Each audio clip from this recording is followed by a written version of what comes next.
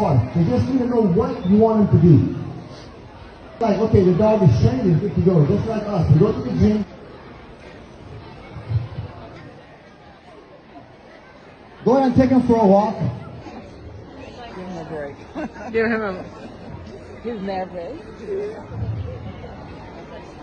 Stay.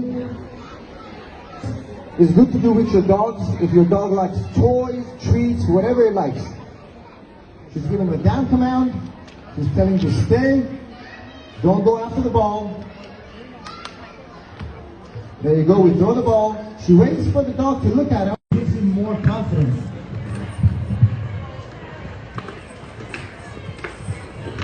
Out. Stay. Fire.